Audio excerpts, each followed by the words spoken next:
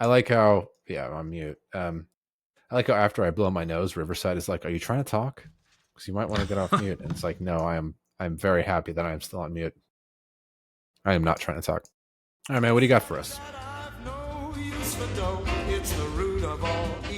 I'm ready, Joe. Entertain me. Things are never quiet in the world of finance and economics, especially nowadays. Tariffs never leave the headlines. The real reciprocal tariffs were imposed last week. The Chinese tariffs were, the deadline was kicked down the road yet again. Everyone's asking, what's the impact on inflation?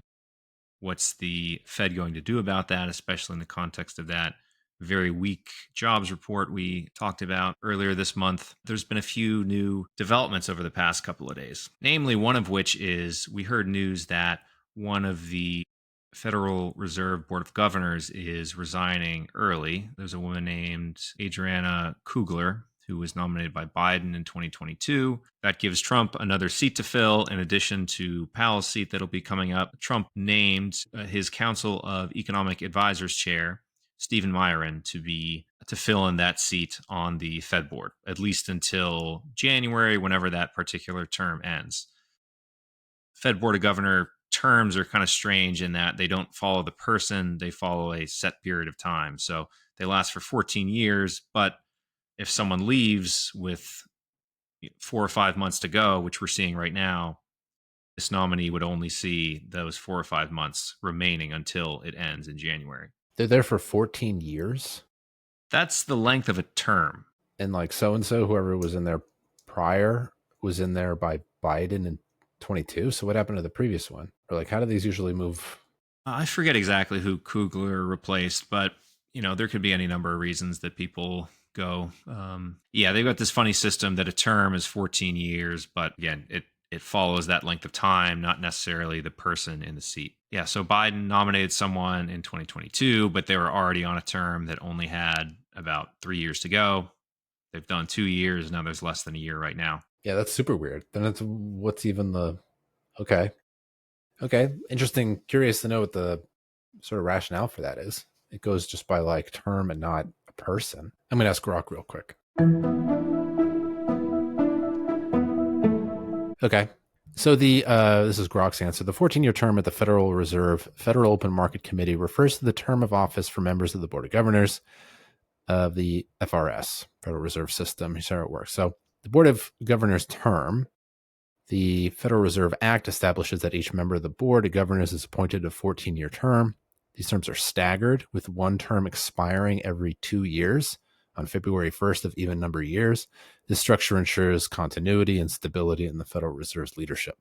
So the reason why the term is attached to the position and not the individual person is that if the governor resigns, the replacement is appointed to serve the remainder of the term. As you said, it just is there to ensure that the staggered schedule remains intact. So now that makes it says sense. non-renewable terms. The law allows for reappointment, but in practice, the 14-year terms are often treated as non-renewable in the sense that governors rarely serve multiple full terms. It's designed to insulate the Federal Reserve from short-term political pressures and maintain independence in monetary policy decision-making.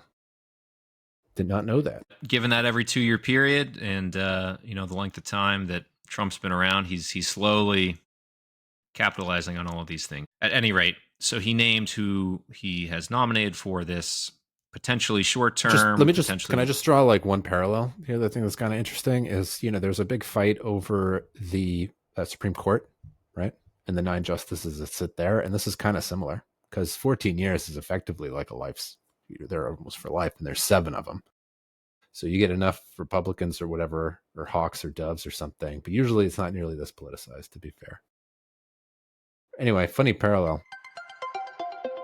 I wanted to take a little bit of time and just kind of go into who is this guy? Who is Stephen Miran? He's the current chairman of the Council of Economic Advisors.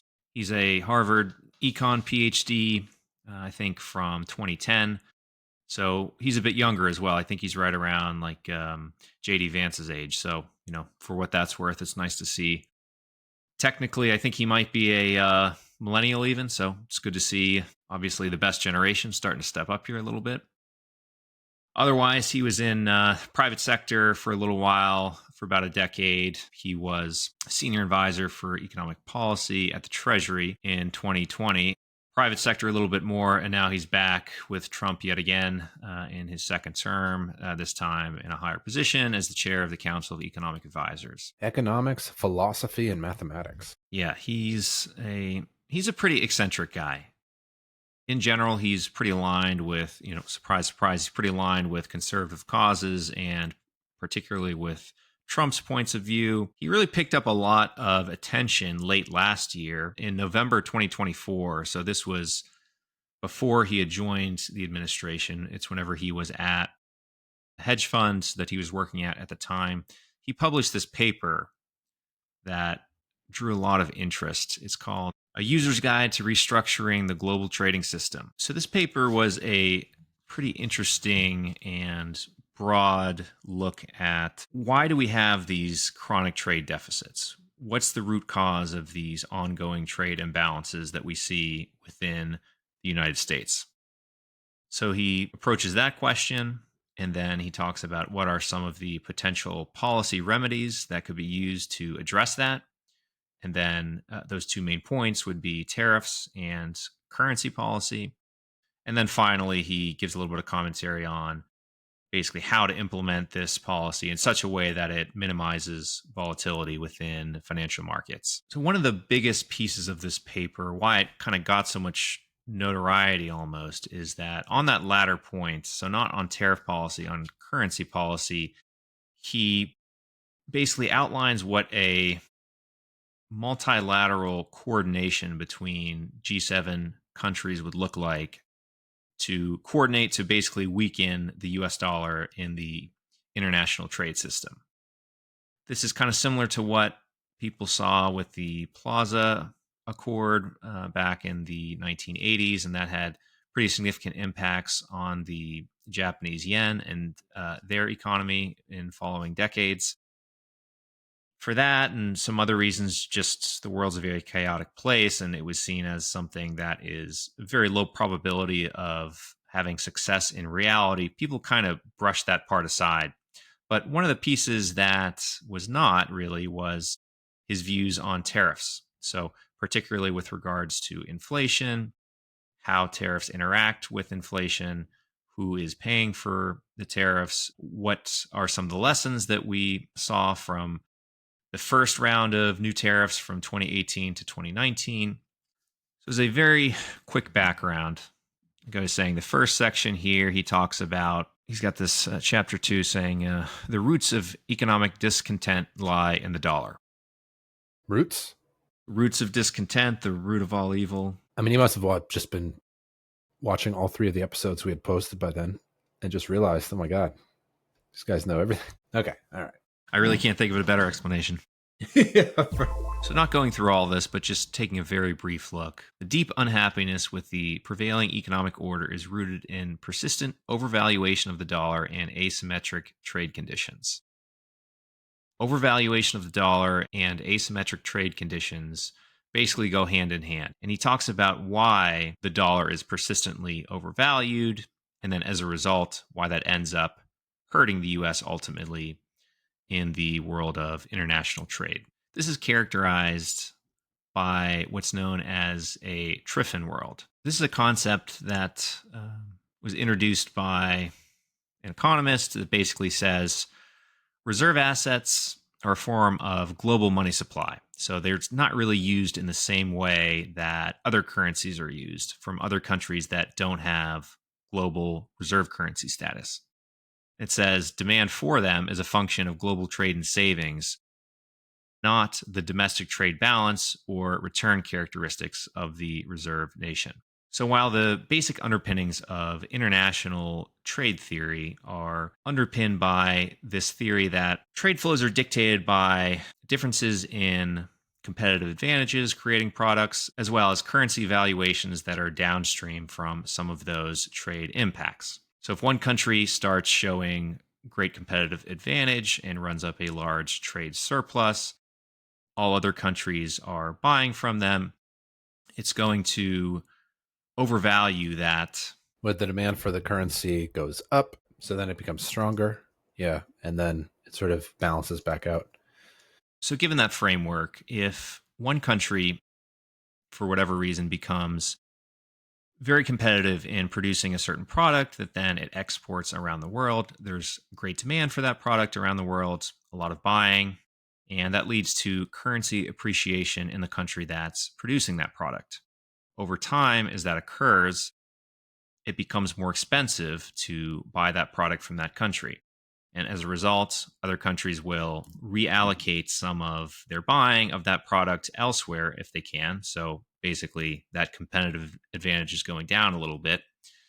And that strong currency will then eventually readjust. It'll weaken again, such that those trade surpluses and deficits will tend to normalize over time. The key point here is that with the United States, and more generally with any country that does not hold the global reserve currency, the value of the currency is not dictated by normal trade flows. It's really dictated by inelastic demand for that currency. And there's a lot of reasons why that's the case. It's the global store of value. It's seen as a safe haven asset whenever global financial markets hit volatility. And so, a downstream effect of a country having the global reserve currency is that there's inelastic demand for that currency. Basically, no matter the price, no matter how high the currency appreciates, everybody's still going to want to be buying dollars or whatever that reserve currency is. It's seen as a safe haven asset in times of global volatility. It's seen as a global store of value. There are smaller nations for this reason that actively manage their own currency's level directly to the value of the dollar. That's called pegging their currency. So there's a lot of reasons that this will happen. And that's the current state that the world has been in with the US dollar basically ever since World War II ended. So, traditionally, when, let's say, the United States, a bunch of manufacturing jobs got moved overseas or whatever, you would expect to see that because we are not exporting as much, you would expect to see that the strength of the US dollar would decline. And what that basically means is that it is cheaper for other countries to buy more dollars, which is another way of saying it's cheaper for them to buy US goods. And if that is the case, then there is a stabilizing effect on the decline of U.S. exports. So you would expect to see, U.S. exports to become more attractive after people stop buying, and it sort of corrects itself. What you're saying is that as a reserve currency, even though the manufacturing jobs left, and from strictly a demand for U.S. dollars on behalf of the fact that foreign countries want to buy U.S. manufacturing goods, that stabilizing effect never happened because the demand for the U.S. dollar was just always very high, whether or not the U.S. was exporting anything. It's always high because it's the reserve currency. So that stabilizing effect just never came into play. Exactly. Never happened. Yeah, and so you mentioned the U.S. dollar just stayed strong, even though Yep. for like other countries it should have weakened, but it just stayed strong. Right. So according to trade theory, it should have weakened, but this paper is basically saying it's not for this reason. Here's what we can do about it. And you mentioned the manufacturing sector in particular. So that one is really tough because we talked in the show previously about the China effect and what we saw happen to manufacturing jobs after China entered the WTO. It's debatable, what the direct impacts were, but what is not debatable is that there was a massive decline in the number of manufacturing jobs available in the US. And so this issue then is even compounded in whenever there is a shock to the global economy, like we saw in 2008. Not only is the currency not readjusting, not only is it not weakening due to rebalance this trade supply, but it's strengthening even further just because the dollar is also asset. functioning as a global safe haven asset. Interesting. All of those issues for the manufacturing sector over the early 2000s, whenever the economy was very strong. 2008 came around, the entire economy was hit hard, but the manufacturing sector was already getting hit hard for the better part of a decade at that point. And so it just got hammered even worse at that point. That's one of the key overlaps and conclusions that Miran arrives at through this paper. And of course, one of Trump's key political talking points that he's had since basically the start of his career in politics. Yeah. Yeah, that's interesting. Yeah, the currency or the exchange rate is supposed to be a stabilizing force. And for the US, it's really not. Stabilizing, by the way, it's like an engineering term where, like, if something, like, imagine an airplane or something, I've seen this before, those, if it starts to, like, kind of starts to tilt one way, a stable design would have it sort of recorrect. An unstable design, if it started to go, it would just go even further. So, like those reverse wing jets that you see like in the 80s or something where the wings were pointed forward, those were like an intentionally unstable design. If they started to go, they just flip. I just thought that was kind of interesting. All right, so given this outline of the Triffin world, in theory, this can only go on for so long. And then he talks about there's this idea of this tipping point that you eventually hit called the Triffin dilemma. Basically, whenever these persistent deficits go on for long enough and increase large enough, there's suddenly credit risk involved with that global reserve currency. So this is something we've touched on a few times now in the US, especially in the past year now, given the ever-growing size of the deficits. And we saw it particularly acute over Liberation Day whenever we talked about seeing the dollar and treasuries also selling off in line with risk assets when you typically see the reverse. People saw that as a reflection of a degree of credit risk now coming into US treasuries, i.e. the US dollar. So it's not so risk-free anymore. One could argue that as a result of this decade-long chronic and growing deficit, maybe we're starting to approach this tipping point. And he says the reserve country may lose reserve status, ushering a wave of global instability. And that's the Triffin dilemma. Is this purely theory, or does he kind of look at an example from history? Like, one of the things I really appreciate about Ray Dalio is that not all theory. He really points to stuff that's happened before, and he tries to match theory to practice. Right. It doesn't go into detail on that here, but so it's theory. So it's mostly theory. Yeah, but from Dalio, we know that the last time this happened basically was the World War II period. It's tough to kind of disentangle how much of the transition from sterling as the global reserve currency to the dollar was pure economics and how much was disruption induced by World War II which destabilized all of Europe, to put it lightly. But eventually you do hit this tipping point, and I'm not sure if, like, to me, this almost seems kind of synonymous with what Dalio would call the transition into the next big cycle that he calls it. That's kind of the way I was thinking about it. But no, he doesn't go into a study on how this happened last time. It is a little bit theoretical from that perspective. But when he goes into the next section to talk about how we can address these things, the first major point is tariff policy. He does go into detail about what we saw as a result of tariff policy in Trump's first term, mainly against China between 2018 and 2019. And one of the key conclusions was that over that 2018 to 2019 trade war, the net effective tariff that the US put on Chinese goods was somewhere around 15 or 17%. And if you look at the Chinese currency over that same period, from peak to trough, it depreciated by just about 14 or 15%. So, like we were talking about earlier, that natural stabilization effect within currencies, within international trade, that's basically exactly what we saw over 2018 and 2019.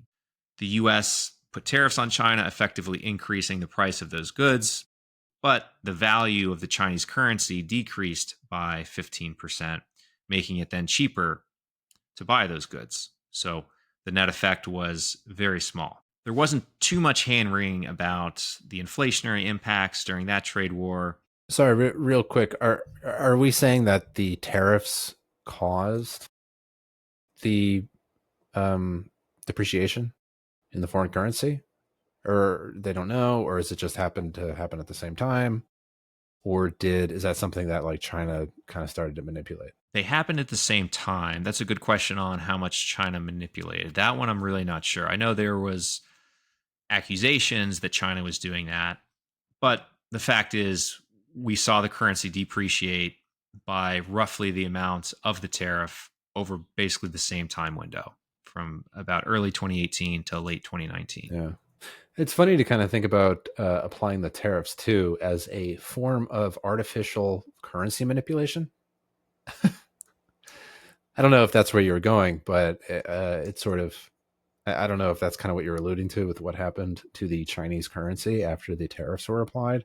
But that is kind of true, right? Because like all of a sudden your purchasing power with the dollar is going to change if you apply tariffs or not. So it's almost like a artificial way to manipulate the exchange rate. Effectively, there really wasn't much impact over that trade war, as people called it at the time. Within this paper, he walks through that in great detail, and Miran holds very strong views that there would be limited to no impact on consumer prices from tariff policy. And he goes into this in detail here, but we'll leave it at that for now.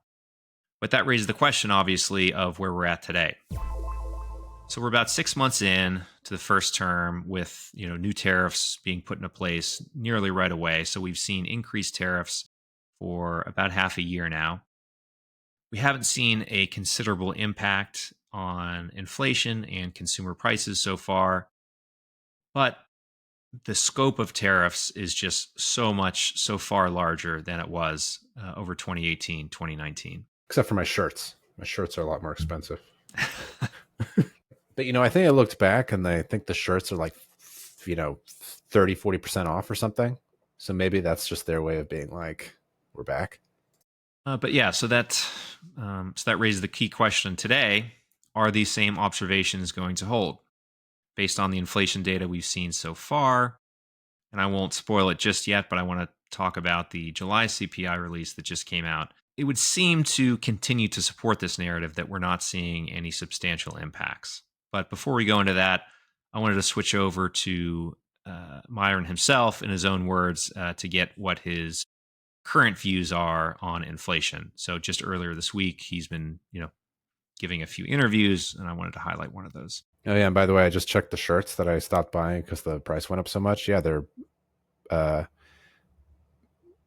off, which kind of brings them close to where they were before, a couple dollars more, which I can afford that. I'm gonna revisit this stuff, maybe. Prices came back down. Excuse me, Joe. I'm gonna be multitasking a little bit. I'm gonna do some shopping. Well, listen to this guy. That's all right, Luke. You take your time. Thanks. Me and the viewers will really drill into this. All right, let's see. What color do you think I want? Ooh, that's kind of nice. Free delivery tomorrow.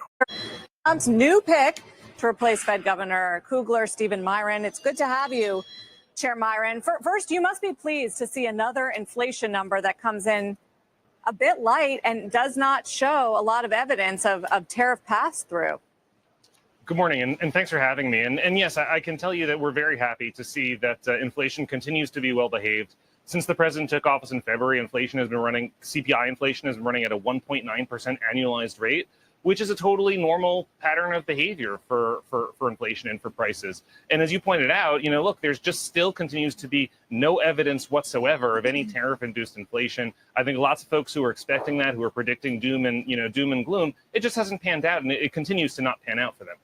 There's a little evidence. I saw it in coffee. I saw it in tomatoes. You see it in photography, equipment, that sort of thing. But to your point, it's not filtering through into the headline numbers. And even the goods prices look better in July than they did in June. I guess the question, Chair Miran, is it coming? Because a lot of the economists still say, all right, well, these companies are still working off of their inventories. They had months of inventories. They can't absorb it indefinitely. Well, there will always be relative price changes. There will always be one good or service gets more expensive and another one gets cheaper. That will always happen. But at the aggregate level, when you look holistically across the inflation data, there's just no evidence of it whatsoever. And that's an exact repeat of what happened in 2018, 2019, when, again, the same doomsayers, the same Cassandras were saying exactly the same thing, and it didn't pan out for them then. Thus far, it's not panning out for them again. Could it happen in the future? As I've said before, never rule out anything, but thus far there's no evidence of it, and the entire burden of argumentation is on the people who have been waiting since January 20th. The tariffs began, right? It's been a gradual process of different tariff regimes, but we started putting tariffs on various countries on January 20th, and still hasn't panned out.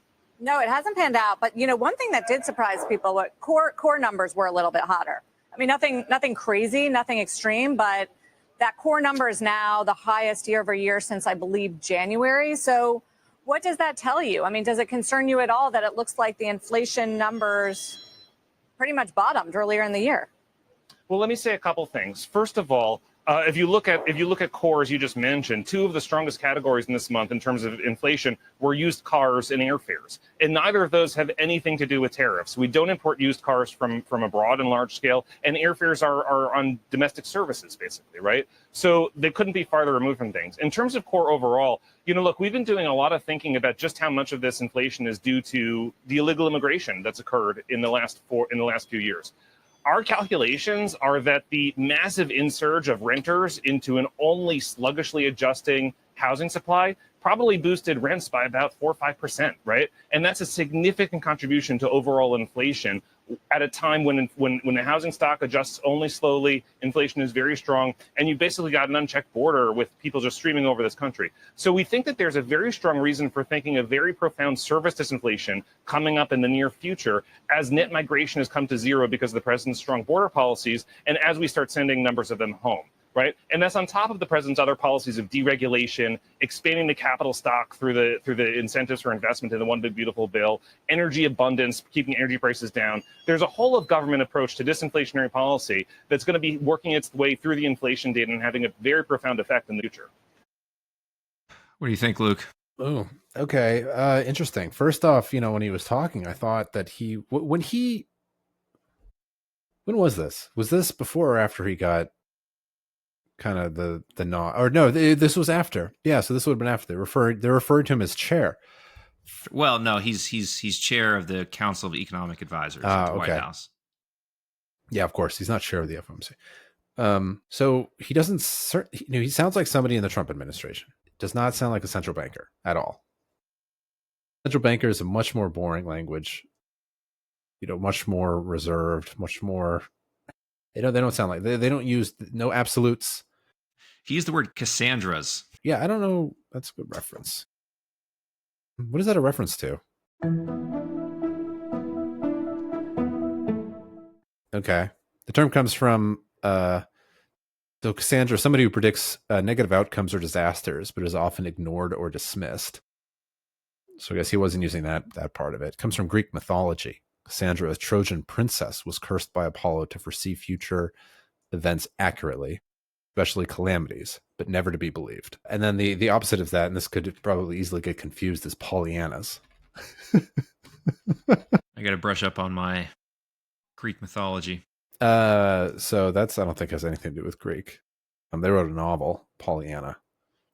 Porter's 1913, where the titular character always finds something to be glad about, no matter the circumstances.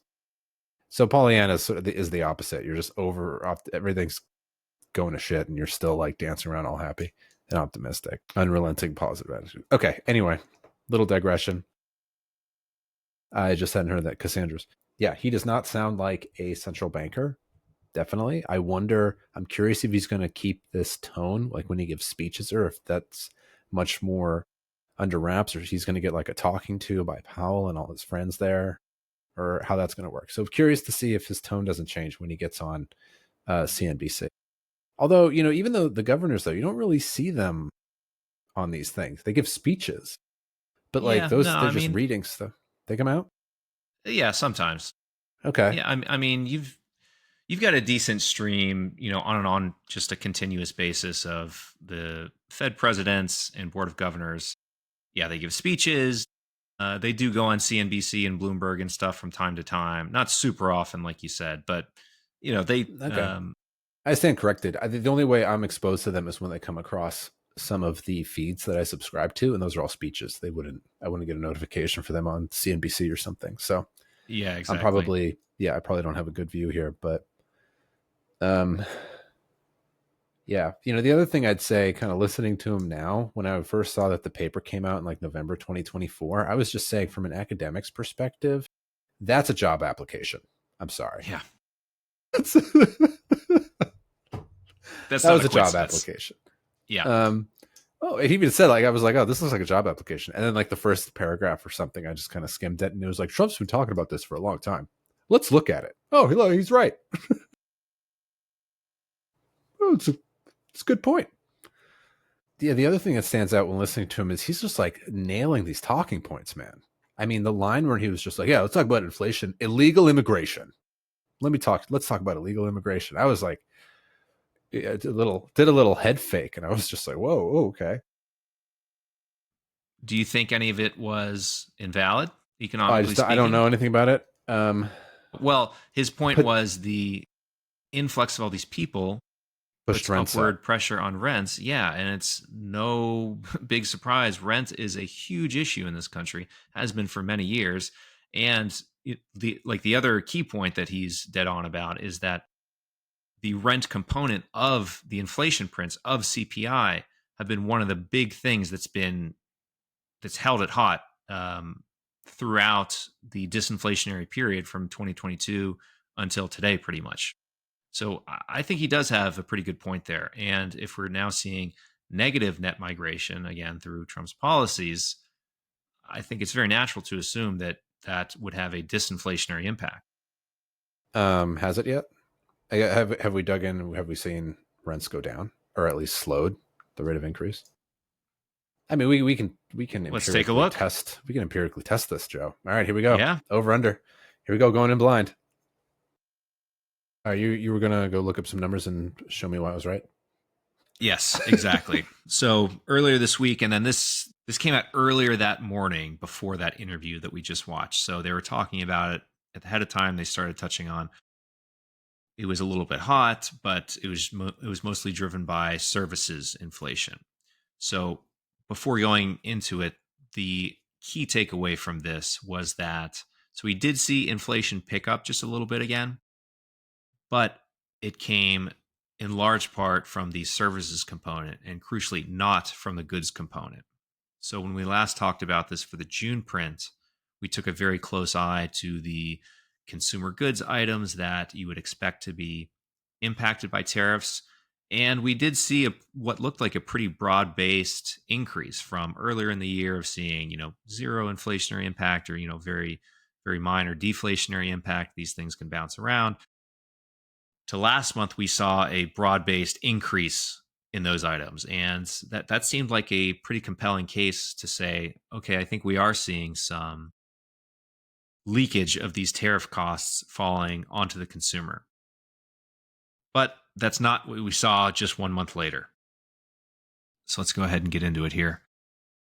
So on the headline, it says CPI increased 0.2% after 0.3% in June, 2.7% on a year-over-year basis. So again, looking at these charts we've been seeing every month. So like we talked about last month in June, we saw a 0.3% month-over-month increase in consumer pricing.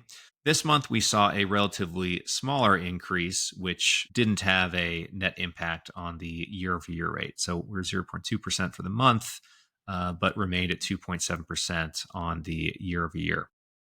The one point that did increase a little more, so on the core component, so we saw that in this red line here. Last month, we also saw that increase, but it increased by a smaller amount than the headline number did. So, we could see this by this mildly gentler increase compared to the blue line here.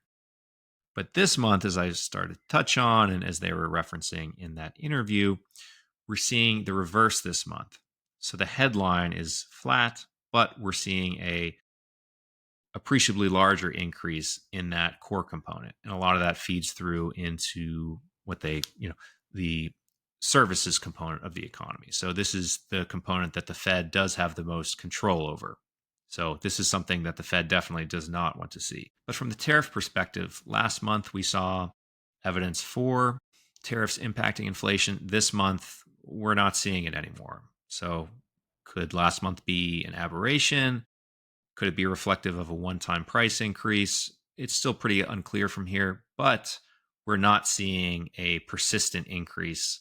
Again, like all of the, as Myron would say, all of the Cassandras of the world continue to predict. All right, so taking a closer look into this, we saw, for one thing, energy had an inflationary impact last month after being deflationary for quite a while. We saw that trend return for one thing. So we see kind of negatives across the board here, across the different energy types. Whereas over in the, actually, yeah, so here's the shelter component, Luke. So let's see if you were right or not. So back at the start of this year, we're looking at a 0.4% month over month increase. February 0.3, 0.2, and so now we bumped around between 0.2 and 3 for the past few months now, 3.7% year over year. It would be interesting to see actually what that was like a year ago. Let me see if I can find that real quick. I don't know. It looks like I'm right. Let's see. Yeah, I'm pretty sure I'm right. All right. I think it is the same table here. Yeah, so Jan 24. All right, shelter component. Let's see. 0.6, 0.4, 0.2, 0.4, 5.1% year over year. 3.7% now. I knew it. We got 1 year prior, 7.7%. Damn. Yeah, but 2022 is going to be like, 3 or 2%, something like that. 5%. All right, well, we don't know. It's very complicated, Joe. All sorts of factors. There are a lot of factors, but I don't know, Luke. Looks a little bit disinflationary to me. Put it this way. Yeah, well, look, I mean, if Myron wanted to write a paper supporting that point, he probably would pull those numbers. They would support him. Let's just put it that way. They would support his theory. And actually, as a quick aside, also, one of my previous colleagues in the markets group is now an advisor to Stephen Miran. It's pretty good. Let's get your buddy on. Yeah, well, what about your other buddy too? Let's start getting some guests on. We can start peppering him with questions. I mean, if he's got an interesting perspective, yeah. Cool. These are some back pocket folks that we do need to start bringing on eventually. Once we get this view count up. But at any rate, on this CPI report, just wanted to take a look at what we saw specific to some of these goods components. So in this column, we've got the June one last month, and then on the far right, we've got the most recent. So earlier in the year, we had this kind of swath of negative numbers kind of all over the place. And it seemed pretty clear then going into June, you have next to no negative numbers, at least, in this little subset, but that's a lot of the items underlying this. And they started to increase. But if we look on over now into July, we can kind of see these increases moderate a little bit up here. We see them reversing again, turning negative. So we're talking about like appliances and laundry appliances, and they started going up earlier in the year. That's one of the key items that would be impacted by tariffs. We've now seen those come down again over the past month. Looking at some other things here: clocks, lamps, decorators, 1.6 back down to minus 1.8 again. That's pretty wild. I mean, how often do you see major appliances go down in price? I guess I don't really track this super closely, but I always thought it was always just a one-way ticket. I've kind of been keeping my eye closely on like cars. I think about getting another car. And I would be super weird. Well, yeah, no, it would be super weird if I started like year over year, saw them come down. If I was looking at like the same model. Yeah, I mean, honestly, I think the shirts example that you gave is basically speaking to that. So you saw a price increase on the shirts. That could be full tariff pass through. Then they realized maybe demand went through the floor because their competitors maybe didn't pass them through. Now they have to slap a sale price on it. Or just that the tariffs, or if the tariffs didn't materialize. Like there was that big thing that came out. I forget what paper. Actually, we didn't talk about it, but I read about it. Talking about how they wanted to see what the impact of tariffs were going to be on goods. And I think the Federal Reserve Bank of New York, that Liberty Street economics thing, they sort of did a bunch of surveys and they asked people, and they realized that even goods that were not tariff, they still just raised the price because, like, it's raise the price when the raisin's good. One of the things that stuck out at when I read it was that, yeah, people, like retailers, were like raising prices on stuff even though there weren't any new tariffs on it. They were just like, oh, we have an excuse to raise a price. They can put it back down if the demand's not there. It's not as though they have to. So 2 days later, we got the companion piece here, the PPI report, the producer price index. In June, we saw similar activity between CPI and PPI, but this month it was quite a bit different, actually. So just headline here, the month-over-month level increased by 0.9% across all goods. So that's substantially larger on a month-over-month basis as compared to that CPI of 0.2%. But we do see roughly the same trend here, that the goods component by this blue line here increased by less than the services component. So the one thing that they do agree on is that there was relatively more inflationary pressure in services, but there was also a pretty sizable acceleration of inflation on the goods aspect as well. So it was around 0.3% last month, now at around 0.6%. I think some of the key questions this raises then is, if we're seeing producer prices increase, but not on the CPI side, that generally suggests that the producers are absorbing that cost. So will we see that eventually leak out into the consumer pricing side? It's unclear from here. Also, is this increase we're seeing right now, is it going to be short-lived? Is it going to be kind of a, like some people are saying, is going to be a one-off increase, and then inflation itself will come back down after the prices increase but stay there? Or does this have the possibility of bringing us into a totally new inflationary regime? So we know that our friend Stephen Miran would certainly say no to that last point. But across the CPI and PPI reports, I think we're seeing a slightly different story than what we were looking at in June. That's all I got. What do you think, Luke? Yeah, interesting stuff. Myron guy sort of left an impression. Thinking about him tonight. If you ask Trump's camp, they say he'll be confirmed before the September FOMC meeting. You ask anyone else, they say it's probably a pretty fat chance. But either way, over the coming weeks, we'll see that Senate hearing, see how that goes. Ooh, that would be interesting. Yeah, listen to that Senate hearing. They're going to try to grill him as best they can. But, he sounds like a politician, so he'll probably navigate it pretty well. If I were a betting man. What do you want to talk about next week? Anything particular? These fintech episodes don't usually do too well. I sort of already knew that, but I did it anyway. I don't know. Maybe the All In podcast will be kind of interesting. I haven't listened to that yet. Do one of those. Yeah, maybe we fall back on that again. Or maybe is there like another podcast? Maybe that we could do a. I've been waiting for Joe Rogan to bring on someone that we that would reasonably talk about. That would be interesting. Yeah. Why can't he get Besson on there? Actually, come to think of it, Lex Friedman had an economist on who covered China.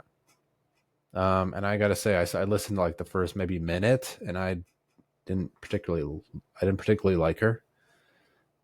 She only made like one comment, but I found it to be somewhat. It used logical fallacies, and I already was kind of turned off. So I don't know. Maybe I'll listen to more of that, and I can give like some sort of feedback. But I'm sure, I don't have a super deep insight into it, but maybe I can provide some more context to it, because I know we have some followers who really like the China angle, and we haven't visited it for a while. So maybe it would be good to have an update there. And I know that like with this tariff stuff going through, there were some talks, and maybe we just need to get updated in general about the China-U.S. trade negotiations. We can use that as a backdrop, and then I can use that as an excuse to God it myself, basically. So maybe those two things. Sounds like a good plan. All right, man. Well, listen, thanks for the update, and thanks to the audience for tuning in to the Root of All Evil podcast. My name is Luke. My name's Joe. And we'll see you next week. Thanks again. See you then. Bye.